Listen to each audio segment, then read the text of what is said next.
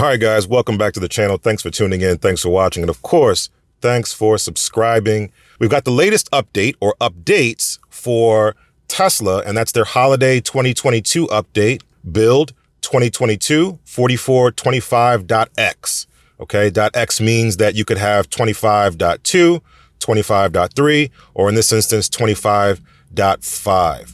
That's going to be their holiday release. Now, by now, you've probably seen a lot of videos detailing all of the features of this particular release. So I'm not going to go into too much detail with each feature, but I am going to review this and give my opinion on some of the features for each individual class of owner. Right now, there are classes of owners that each time Tesla updates their hardware and releases new software for that new hardware, it creates a new class of owner. So I'm going to review this from the owner's perspective of multiple Tesla owners, one being sort of the latest and greatest or close to the latest and greatest in the Tesla Model S Plaid. And then I'm going to talk about the Model Y Performance, which is a slightly older car, early 2022, if you will, older. And then we're going to jump into a legacy car, the Legacy S and X, the vertical screeners, if you will, and give the perspective of what updates are like from their perspective. So that's what I want to do today. All right, so I'm going to jump right in here with the Model S Plaid. We have the latest update with full self-driving beta. This is 2022 4425.5. And we've got Apple Music. So this is great. A lot of people have been asking about Apple Music. They wanted to have the high fidelity streaming capabilities of the Apple Music software. And they obviously don't have Apple CarPlay. So they basically would need to stream this through Bluetooth and they would lose a lot of the quality of the songs. So this is bringing, again, the beginnings of what would be potentially more additional features like Dolby Atmos and additional sound enhancement profiles that would allow you to get as much of lossless audio as you can with Apple Music. So that's great here. Open the menu. Apple Music is here. So those who have Apple Music, this is awesome. Next feature here for this particular vehicle is Zoom. Which is pretty cool. Being able to have Zoom calls in your car, a native app, as opposed to using the phone, which it does right now. So right now, if you take a Zoom call in your car, it's going to dial the phone. If you say connect through Wi-Fi, it's going to dial the phone number on your car and basically connect that way. All right. But that just gives you the audio. It doesn't give you the video. And if you put your phone down here, people can't really see you, or you can't really, you can see them, but they can't really see you. And it's going to be a vertical orientation versus the horizontal. So that's not a good experience to have Zoom calls here. Yes, you could prop it on the dashboard or somewhere else, but again, that doesn't provide you the best user experience. So what they've done here is added the native app into the car, which is great. You'll click here and you'll see Zoom is right here. Now you can take those Zoom calls. Now, a little bit of a head scratching moment here for me is that because the camera is not like here or here, you effectively are taking Zoom calls where you're seeing people on the screen and then you're looking up when you want to look at them. So you're looking up to talk to them, cabin cameras up here, and then when you actually want to see them or see their reaction, you're looking down. So it's a constant up and down, which makes for an awkward experience as well. But I guess it's better than just using your phone and not having video at all. Okay, so that's pretty cool. Would love if the cabin camera was moved or integrated into the tablet here. Like right up here, like a regular tablet or like a laptop screen. That would be even better, maybe for future vehicles. Okay, so that's that. All right, next up we have dog mode with the cabin camera. This is basically giving us access to the cabin camera now. This has been something that's been requested for a while.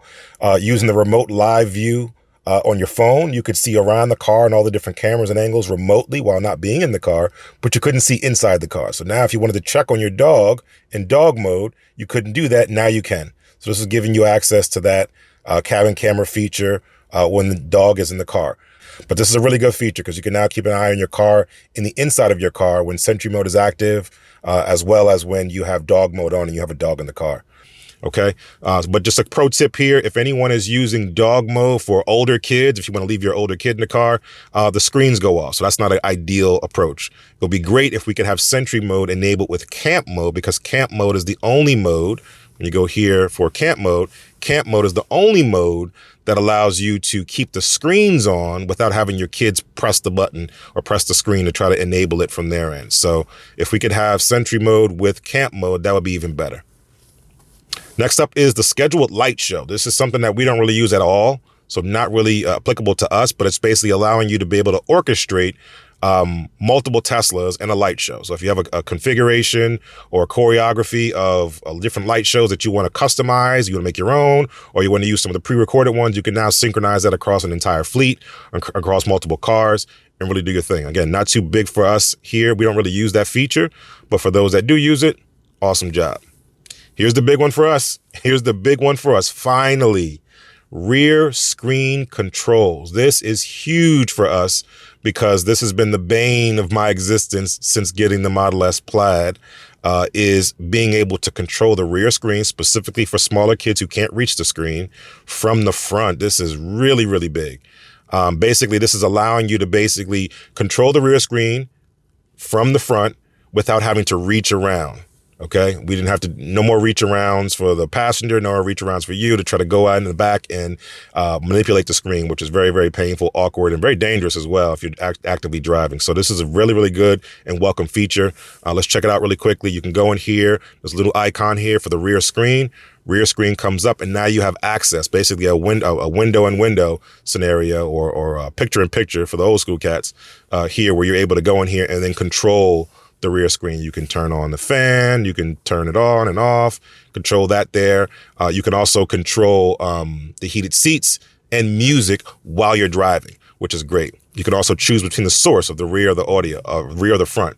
So if you're listening to music up here or in general, and you turn on something in the rear for the kids, you basically this allows you to be able to toggle between the audio source. Do you want the audio for the music, or do you want the audio for the rear screen, or whatever the rear screen is playing? So that's great. And that's a much welcome feature. You also have the ability to lock the screen as well.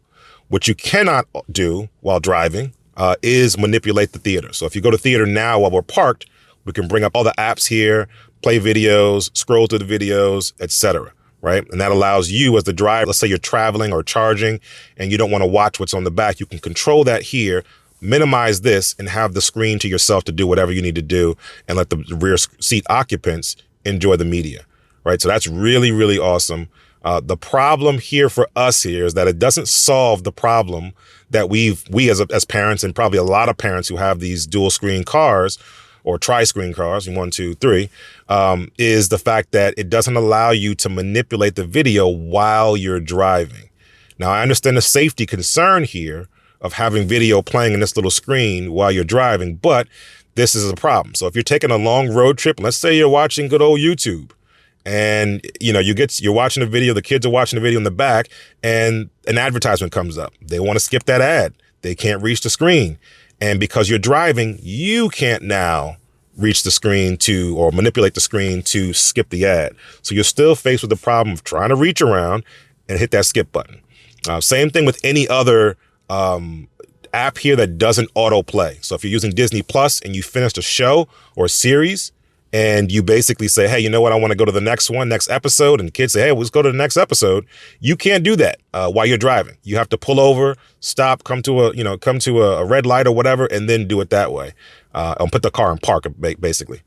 All right, it will be great if they would allow you to enable this screen while the car is in hold. That means that you are actively stopped, the car is locked, it's not going anywhere, and then you can enable this to skip an ad, to skip a episode, or whatever the case may be. That would be ideal for this scenario, just because it allows more control, and you can do it while you're driving. You don't have to completely stop the car, put it in park, and then manipulate the screen. So that's the biggest issue here, but everything else is great. This is really bringing the promises that were issued with the Tesla Model S refresh, if you will, to fruition, and bring it to life. So this is really great. All right, so that's big for us, big for anyone with the tri-screens, the front, rear, and the instrument cluster in terms of tri-screens, which is great. Next one is climate control fan speed.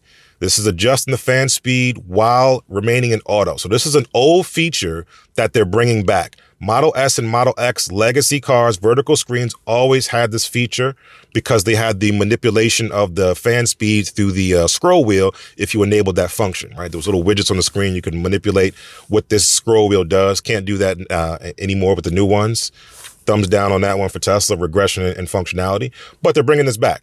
So this allows the climate control to be on auto for everything else, where the air is blowing, any heated seat or cooled seat options you have here, any heated steering wheel based on the temperature that you set. And then it just allows you now to manipulate this by going into here. Instead of going 1, 2, 3, 1, 2, 3, 4, 5, 6, 7, 8, 9, 10, you're just going between low, medium, and high. So if I go auto right here, it now changes to medium, low, and high, right? And that's great. More air, less air, but still keeping the rest of the auto settings. Again, they used to have that in the legacy Model S and X. You can just use a scroll wheel if you have that function set and adjust the fan speed while keeping everything else in auto. So it's great to see that feature come back, and now it's available for other cars as well. So that's great. Take it off of auto, and now you get the regular 1 to 2. Now, keep in mind, obviously, people have issues with being able to use the climate controls while driving. It's hard to press these buttons. It's hard to do these things while you're driving. You can always use voice commands. Set the voice command to be able to change the temperature. Set the voice command to change the fan speed. Set the voice command to make it auto versus manual. You can always use voice commands, so you don't really have to fiddle with this at all. You don't have to slide your finger over here to change the temperature. You don't have to press this to go up to the menu and direct where the air is going. You can do everything from the voice commands. You can say, hey, blow air in my face, get air away from my face. Whatever the case may be, you can always use the voice command. So remember that as well. All right, next one is a big one for a lot of Model 3 and Model Y owners, and that is MyQ Connected Garage. MyQ, a subsidiary or company of Chamberlain, for those who are old school and know them as Chamberlain. They basically rebranded as MyQ effectively. And basically they have garage door openers and a lot of other accessories as well. But in this instance, what we're doing here is they're giving us support for MyQ Connected Garages. MyQ Connected Garages are garage door openers that are connected to Wi-Fi and the MyQ infrastructure or system, if you will, and allows you to be able to use an app to manipulate and control your garage door through Wi-Fi or over-the-air signals or whatever the case may be. This is a labeling that for those cars. Right? So Model 3 and Model Y, they do not come with HomeLink. That's an extra feature that you have to pay a couple $100s to get, some hardware installed, and now you have the HomeLink feature and allows you to trigger your garage door through your car. Used to be included in all cars, then they took it away, and now they're charging it for Model 3 and Model Y. Still is included for Model S and X. So this isn't really such a big feature for Model S and X, except for if you want to have some of the enhanced features of MyQ. But what Tesla's effectively doing is shifting the cost here. Right. So the cost of enabling Model 3 and Model Y cars to have an integrated garage door opening system is going to be a couple $100s for Tesla to install the HomeLink, or the subscription fee of whatever MyQ is going to charge you for their software. So MyQ is going to charge you basically a subscription fee to have access to these features, which is really bad of MyQ. And that's what they do across the board. They have any third-party feature or functionality that you want to enable for MyQ is going to cost you. The app itself within MyQ is free, but if you use a third-party service like Voice Assistant, Google Assistant, or Siri or whatever, they're going to charge you a fee for that. Same thing here with Tesla. They're going to charge you a fee to be able to use that functionality with Tesla to be able to use that here. But it may be less than the HomeLink at the end of the day. So that's really the value proposition here for Model 3 and Model Y owners. Use this as pay your money to MyQ and use the MyQ features instead of paying us for HomeLink and having us install the HomeLink on your car. Okay, so great options and flexibility here, but still some work to do for MyQ more than Tesla here in terms of the subscription, how the value proposition balances between paying a couple $100s versus paying a couple $100 for a subscription. Okay, now the caveat here is that MyQ gives you a little bit of extra features in the sense that it actually will show you garage door status. That's something that HomeLink does not do. It'll trigger it. It'll open multiple garages and handle multiple garage doors, but it won't tell you whether the door is open or not. So sometimes, depending on where your car is in proximity to your garage, you can have your car parked outside, get in and take off, and it might trigger your garage door to open again because it's in proximity, right? And then you're left with the garage door open, you don't know what to do. So for us, we actually have MyQ in the garage, but we use the app. So if the HomeLink triggers by accident, we're going to get the notification to our phone from MyQ that the garage door has been left open. This is now integrated into the actual system here inside your Tesla, where the Tesla will show you what the HomeLink status is, whether the garage door is open or closed. So that's an additional feature that has over HomeLink. And as you see here, you'll start to see the new menu item for the HomeLink has changed. Instead of being the old swirly, HomeLink symbol, it's now the garage or maybe MyQ symbol, if you will, up here. Okay, so that's pretty cool. Next up, we've got Mahjong. Great game. We don't really play it. And for those that do play it, it's here. Nothing more to say about that. This is a big one. Bluetooth gaming controllers. This is great for being able to, again, live up to the promise of what the new refresh Model S was going to bring, having Bluetooth gaming capabilities, being able to have a controller effectively connected through Bluetooth as opposed to having to use a controller that needs to be wired in. We have a wired controller in here. It's a pain in the butt to keep plugging in and occupying one of your USB-C ports. And effectively, that's the way you have to work. And if it's an older controller that has a USB-A output, it has to have a conversion for USB-C. So that's also a pain. So this is really, really good. You can use a PlayStation 5 controller for this. You can use Xbox controllers for this as well. Bluetooth controllers in general. You can pair now and use that for high-end gaming that you may have on here, or just the basic games as well. Something like Beach Buggy Racing. You can use the controller for that as well. So this is really, really good. All right, next one up is really, really big because it allows you to confirm the phone call transfer. When you're on an active phone call in your Tesla, and you come up to your Tesla and unlock it, it automatically transfers the phone call from your device to your Tesla, which is fine most of the time, 90% of the time, okay? Where it's not fine for most people is if they are in a house and their partner takes the car and it's on their profile, and then the car is going to take the call and take it off the person who may be in the house. Right. So now they're talking and they can't hear anything because the call's being taken in the house. Tesla tried to remedy this, or did remedy this partially by allowing Bluetooth and phones to be synced with a profile. So if you or your spouse has a profile and you have individual keys and those keys are linked to those profiles, when that person walks to the car, it default attaches or connects to their phone, their preferred device, or priority device, as Tesla calls it, instead of yours. So that partly remedies that problem. However, the problem that it still poses, and it's the problem for us, is when you get your car clean. For those of us who go to detailers or any place where you're getting your car serviced or whatever, and you're opening and closing the car within proximity, that's when your phone starts to take the call on behalf, your car takes the call on behalf of your phone inadvertently.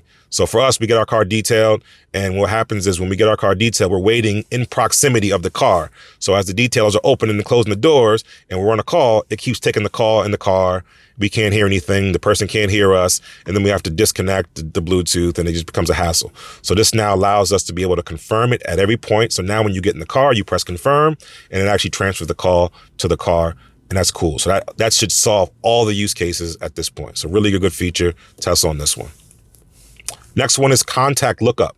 Being able to search for contacts through the phone screen. I'm not going to pull my contacts up here, but basically it just allows you to search for contacts. You can always search for contacts by voice command by saying the name. Call Peter, call Mark, call John, whoever. You can also search by last name, but this is a more comprehensive search. When you click on the phone icon, you'll be a search menu where you can start to be more precise. If you're looking for a specific company that this person is associated with, you can use that. If you're using a last name, a first name, a phone number, etc., more comprehensive features here. So that's really great. All right, next one up is also a big one for us as well, is disable the auto present handles when parked at home. This is great for Model S and X. Probably not such a big deal for Model 3 or Y, but for S and X with auto presenting handles or an auto opening door in the Model X, this is huge. When you're at home, you walk by with the key, door handles come out, they unlock. Right? If you have your phone, effectively your phone key, if you have the actual key fob or whatever the case may be. And then when you walk by the Model X, the door actually opens. So that gets annoying if you walk back and forth in your garage, taking out the garbage, getting toys for kids, or leaving out of the garage, if that's your thing. It's always a problem. So this is a really great feature, allows you to go in and disable this and say, hey, if you walk by with your key, we're not going to auto present or auto open the door. We're going to leave it closed. And now you don't have to worry about that issue again, which is really, really clutch. So go here, go to locks, and then you have the auto present handles, and you can exclude home here. So really, really clutch there. All right, next one is a little bit of a head scratcher. Not really sure why Tesla spends this much time and effort on such trivial features. Would love for them to focus on real issues, real features. And up until this point, we've been focusing on real features, real usability issues up until this point. But now we're talking about emissions testing via the mobile app.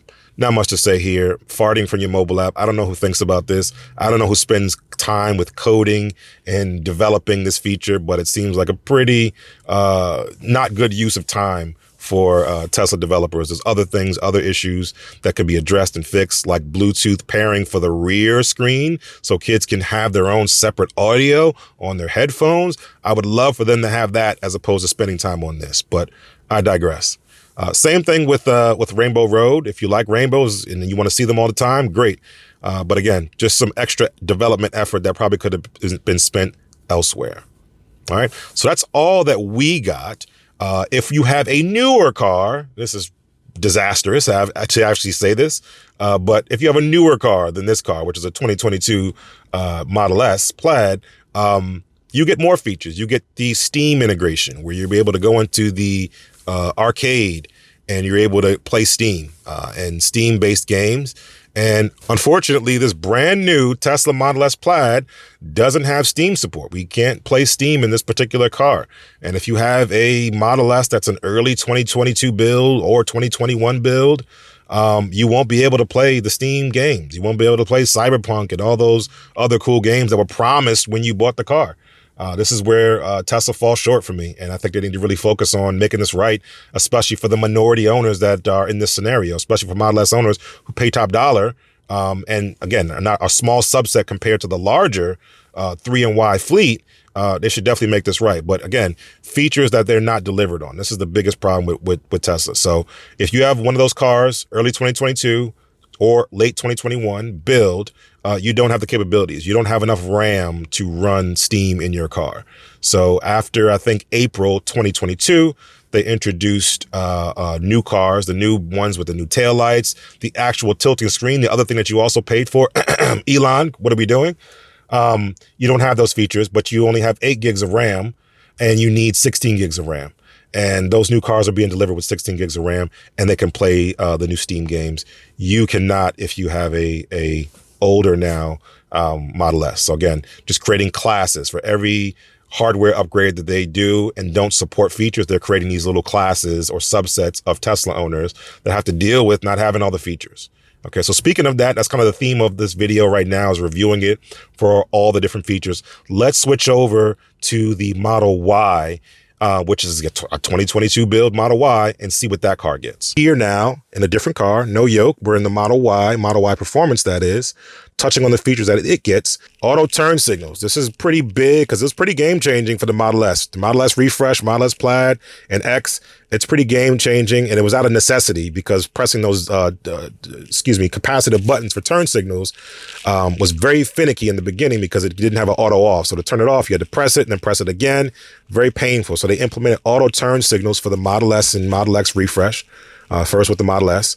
And now they're bringing that functionality down to the Model 3 or across to the Model 3 and Y, if you will, which is great. Great for them. And that's kind of the way that Tesla should operate, where they should start to put the best features in their quote unquote flagship cars, S and X, and then trickle them down or across, however you want to look at it, to the Model 3 and Y once they reach a certain level of readiness. Okay, so this is really good. So this is also something that was a problem for us when we first started dealing with the Model 3 and Model Y, is being able to hit that turn signal because it doesn't click. It just sort of actuates up and down, and then you hit it back to turn it off. So it's a little jarring when you first use a Model 3 or Model Y turn stalk. So this should make the whole process a lot easier. You trigger it, it uses the camera to determine the maneuver and that you're in a lane or that you made a turn, and then automatically turns it off. Congrats to everybody who has a 3 and Y. This is going to be a great feature. You really enjoy the convenience of it. Next up here on the Model Y is track mode. This is great. So typically track mode is for sedans, and I don't even understand why anyone would like to sit this high up and track a car or track a crossover or track an SUV, but I digress. But primarily it was for the Model 3 and Model S. Started out with the 3, went over to the S, the new S's that is, because they're low and they're low to the ground and you can have a lot of fun with them. And Model 3 is the most nimble Tesla you can get. Model S obviously is the most powerful and the fastest you can get. So it makes sense for those cars. Model X is very heavy, very tall, does not make sense to have track mode in that car. And similarly, Model Y is also pretty tall compared to a Model 3. Doesn't really make sense to have track mode. I don't know why you would track your Model Y. But again, people want to have fun. They can do their thing. So Tesla has brought that to them. So you can come here, pedals and steering, and then you can enable track mode, okay? Enable track mode there. And you can also customize the profiles or whatever you want to set there. And then the track mode interface comes on. I guess I can try to do it here. Start it up here. And then I'll go track mode. Gives you the disclaimer. And now you get your G-force meter, you get your battery temperature, you get your brake temperature as well, and the tire pressure of your car. And again, it takes a lot of time to warm up based on the temperature right now. It's 40 degrees, so we're not doing that right now. So I'll go back here, turn it off, and then I'll jump back into easy entry really quickly and resume. Okay, so that's track mode for the Model Y. Not sure why anyone would want to use that, but if you do have a Model Y performance like this one is right here, and you want to take it to the track, you now have a great option for battery management, for thermal management, for brake management as well. So that's pretty cool to have that option. All right, next up is pretty big for the Model 3 and Model Y, bringing back these little info cards, if you will, back down here for the media player and the media controls. I'm going to pull up, I don't know, something like this, FM radio, and now I can toggle here and use these info cards to be able to see what's going on. I can use this to basically manipulate the actual media player. So for instance, if I was to bring up title, the player comes up here while the controls are here closer to the wheel, closer to your hands. This user interface version 11 was designed around the Model S refresh. Don't let anyone else tell you otherwise. And as a result of that, the mini player and the player itself were all combined into one because the Model S refresh doesn't have this panel here. So the controls being down here in arm's reach of the Model S and Model S X screens made a lot of sense. And it still does make a lot of sense. But for Model 3 and Model Y, not so much, because you have to reach over to manipulate things prior to this update. This update simplifies it. It allows you to be able to go in here and make adjustments to the different albums or different playlists or different collections here on this side that you don't touch often. But the thing that you touch often is here, and you have access to that. So that's pretty cool. So overall, I think this is a pretty good update. This also has an update for the visualization of the navigation. The navigation has been adjusted. Select the supercharger here. And so now again, adjustments to the UI and the UX here, user experience, for the Model 3 and Model Y. They used to have this portion of the navigation menu affixed to this. So if it needed to expand, it would expand. If it needed to contract, it would contract. And that means that this end trip and trip details are never in the same place all the time, because again, as you navigate, it changes here, here and there. Okay, so this is great. And this is an adjustment for Model 3 and Model Y owners, because it's saying, hey, for this particular car or these cars, I want to separate this so that's at the same place every time, which is great. You know exactly where to go to end the trip. You know exactly where to go to modify the trip. And this can adjust however it adjusts. It can go here, it can go there. It can do whatever it needs to do on the screen, but it leaves this right here, which is great. And again, in arm's reach of the Model 3 and Model Y owners for sure. Okay, so this is a really good update. Also bumped up the font here, made it a lot bigger and clear what the next step is going to be. So it's easier to read, and also easier to read at a glance while you're driving, which is huge. So great job on that, Tesla. I think this interface makes a lot of sense for the Model 3 and Model Y. And I like that the Model S and Model X interface remains unchanged, meaning you don't make the same change to the Model S and X just for the sake of Model 3. And that's kind of where Tesla sort of has issues, has complications, where they try to satisfy the majority and leave the minority. And they make sometimes decisions on the UI and the UX that cater towards the majority and leave the minority out in terms of the cars, right? So this is what I can appreciate, where they can take a design, take a user interface, and adapt it for each type of car, which is really great. So this is the Model 3's version of version 11. There should be a legacy S and X version for vertical screens of version 11, which has features that take advantage of the capabilities of those cars, the screen orientation of those cars. And then you have the new Model S and X, which has their version of version 11. They're all fundamentally the same in terms of the structure, the look and feel, the fonts, the animations, all that good stuff. But they're different in the way that they're being used. They're different in the way that their screens are oriented. And I think that's kind of the way we want to go. Okay, so also on this update, what's not in this particular car is the Zoom update and the gaming update for Steam. Unfortunately, for a lot of Model 3 and Model Y owners, they're now going to feel the burn, the sting of being quote unquote legacy. Just as we have legacy Model S and Model X, we now are having legacy Model 3 and Model Ys, which have not the newest hardware. And therefore, Tesla is developing features that they cannot partake in. So Zoom was supposed to be on here. as well as Steam was also supposed to be on here to be able to play new games, high-end games. This particular car has the Intel Atom processor. You need the AMD Ryzen processor, and you need a certain amount of RAM to be able to play those newer games. So again, this is a big problem for Tesla, where they start to phase out older cars because they're older and they're not supporting them as much. And so what you'll wind up seeing is a car like this, which is an Intel Atom Model Y Performance, which is great, have all of these features. And then when we transition to the X, you'll start to see it start to have way less features with each major update, because they're creating features that don't take advantage of this hardware, or they're creating features that this hardware cannot keep up with, and they continue to push down that path. And it's all good for innovation, but for the hundreds of thousands of people who have these cars, they won't be able to partake in that. So I feel for you. I understand where you Model 3 and Model Y owners are who don't have it, right? So these are the issues that I think Tesla's going to have to try to solve, whether it's retrofitting, upgrading, or just modifying their releases to have things that can compensate or substitute for some of the things that you don't get. But let's transition here to now look at a legacy Model X MCU 2 and see what that experience is like. Now that we've done with the Model Y and the Model S, now it's time to jump back to the legacy cars, the older cars, the cars that paved the way, the Model S and X, MCU 1, MCU 2, vertical screens, if you will, and talk about what they've got. Okay, so this is the same update, 2022 4425.3, and we're going to see here that it's not a lot. It's not a lot in comparison to some of the newer cars. So in this update, we've got all the things that we talked about. We've got Apple Music, we've got Mahjong, we've got the call transfer confirmation, we've got the contact lookup, and we've got the exclude automatic doors opening at home. And these are good features, again, for S and X primarily, because, again, handles pop out on the S. The door actually opens for the X. So it's actually critical for the X, not for that door to open if you walk past it with your key while you're at home. So that's really, really good feature there. Great job on this one. And then all we get is emission testing, and then always Rainbow Road. That's pretty much it for the legacy, if you will. I'll call it legacy for now. Legacy Model S and X in this regard with this latest holiday update. So nothing major, nothing up here. And as you see through older updates, you also start to see, not a lot of different things that we've had for each major update. Not a lot of new features, a lot of new options specific to this, to these cars. Everything is being driven based on the newest and latest and greatest.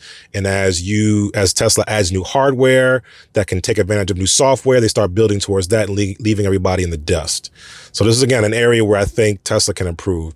And one other note here is that for those that do have vertical screens and do know the plight of having MCU 1 or MCU 2, you know that as Tesla sort of creates the new UIs that they have, the new interfaces that they have, they make them based on the performance of the newer cars. So when it gets ported over to these older cars, it really taxes the MCU and the processing power of these older cars. All right. So you have a scenario where this particular car, and maybe it could have been this car, other owners who have vertical screens, let me know, but this particular car was having a hard time just opening the menu. This UI was just taxing the menu so much that when I press menu here, it wouldn't open up immediately. A white sort of box would come up and it would just be spinning and waiting to load, and it wouldn't load immediately. And that was really, really troublesome to have to drive on a daily basis with that type of latency in the UI. But I think the good thing here is I think they fine-tuned that. They refined it a bit, or at least maybe fixed a bug that was there, and now it opens up no problem. Okay? Opens up no problem. No issues. So right now it's been refined, but prior to that, it was really bogged down, really problematic, really slow and laggy in terms of the UI. And again, that's just it being trailed and left behind for some of the newer updates and newer hardware. Okay. So as far as this classic legacy Tesla goes, lots of good updates for everybody else, but very useful updates in general. Confirm call to transfer is very good. We talked about that already. Contact lookup is always good. Exclude automatic doors, I think, is the critical one here for the legacy car, especially the S and X, just as a car in general, whether it's the new one or the old one, having that capability. So I think we're good there.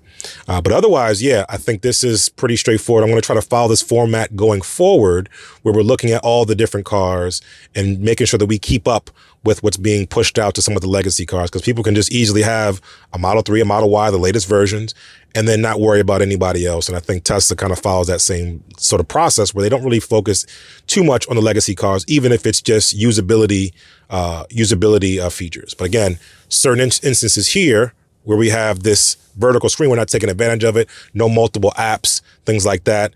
But it is useful to see the bigger font here, the bigger view for the next step here. Now for Model S and X, we have the turn-by-turn in the instrument cluster. So that's always beneficial and helpful. But just being able to look at a glance what your next step is going to be in a very easily readable format, that's here, which is great. Being in this car again, I haven't been in it in a while. It is a little bit more difficult to hit these buttons over here. These should actually be here, or even down here, or even at the bottom here, because we have so much vertical screen here that we could take advantage of it. But reaching over to change my orientation just becomes problematic. Okay, and I know you can swipe up here and pull down to expand the individual steps in the trip and change orientation that way. But just reaching over here to see maps and supercharging is a little bit problematic depending on your seating position. I would love for it to be here. But again, that's just the bias of the software UI and UX is towards Model 3 and Model Y, who have this part of the screen occupied, so everything flows over here. And the Model S and X, the new ones, this information is down at the bottom, so it's easily accessible to your hand here. But I don't know why they couldn't do the same here, because I feel like your hand naturally flows in this area to push these buttons anyway in these vertical screens. So just having that here would also make it easier and would allow it to align it with the UI of the new Model S and X. Okay. But I digress. Overall, I think this is a great update.